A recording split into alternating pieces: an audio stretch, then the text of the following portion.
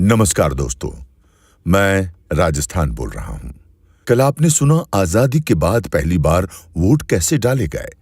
आज सुनिए राजे महाराजों की बड़ी जीत का असर क्या हुआ। शब्द हैं वरिष्ठ पत्रकार राजेंद्र बोड़ा के। आजादी के बाद राजस्थान में पहला विधानसभा चुनाव सामंती खौफ के बीच संपन्न हुआ। राजा महाराजा और सामंतों ने न केवल अपनी राजनीतिक पार्टी बना ली, बल्कि बड़ी संख्या में चुनावी जंग में भी कूद पड़े।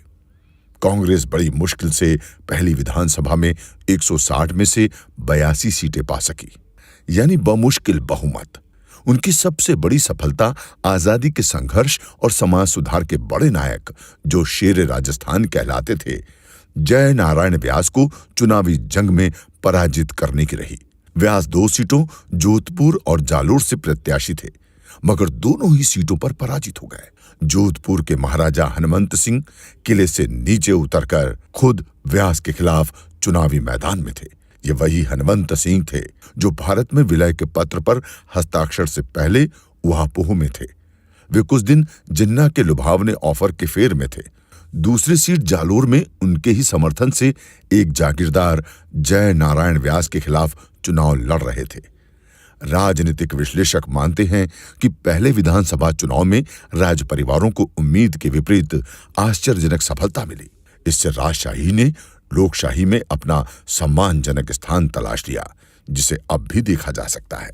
जय नारायण व्यास पराजित नहीं होते तो क्या कांग्रेस में सुखाड़िया युग का मार्ग प्रशस्त होता, या महाराजा हनुमंत सिंह का चुनाव परिणाम से पहले वायुयान दुर्घटना में अचानक निधन न हो गया होता तो राजस्थान की राजनीति का इतिहास किस करवट बैठता, नहीं कहा जा सकता। राजस्थान की पहली विधानसभा में कांग्रेस के 82 सदस्यों के मुकाबले सामंती प्रभावशाली पार्टियों और निर्दलीय विधायकों की संख्या 78 थी। व्यास हालांकि बाद में किशनगढ़ से उपचुनाव जीतकर 1 नवंबर 1952 को फिर मुख्यमंत्री बने, मगर उसके 6 माह के भीतर ही कांग्रेस मंत्रिमंडल से टीकाराम पालीवाल, नाथुराम मिर्धा तथा रामकिशोर व्यास ने विद्रोह करते हुए इस्तीफे दे दिए। दल बदल की परंपरा भी तभी शुरू हो गई जब विपक्ष के 22 सदस्यों को कांग्रेस विधायक दल में शामिल कर लिया गया। आजाद देश की नई जनतांत्रिक व्यवस्था में मुख्यमंत्री पद के लिए पहला झगड़ा राजस्थान के नाम ही दर्ज है।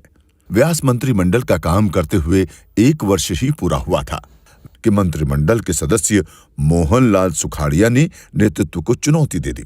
प्रधानमंत्री नेहरू की सलाह थी कि व्यास विधायक दल में विश्वास का मत हासिल कर लें, लेकिन उन्हें इसकी जगह विधायक दल के नेता का चुनाव कराना अधिक नैतिक लगा। उन्होंने खुद के लिए न प्रचार किया और न किसी विधायक से मत मांगने के लिए संपर्क किया। विधायक दल की 6 नवंबर 1954 को हुई बैठक में हुए मतदान का नतीजा आया, जिसमें मोहनलाल सुखाड़िया 8 मतों से विजयी रहे। किसी ने जब व्यास से घटना पर शोक प्रकट किया तो उन्होंने ये मुक्तक सुना दिया। अपने हाथों मैंने खुद चिता जलाई, देख देख लपटे मैं हंसता, तू क्यों रोता भाई।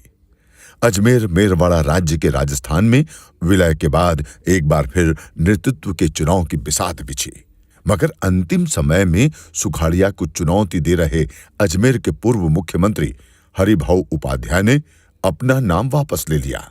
यहां से राजस्थान में सुखाड़िया युग की शुरुआत होती है। 17 लंबे वर्षों तक चले मोहन सुखाड़िया का युग कैसा रहा, सुनिए कल चौथे भाग में।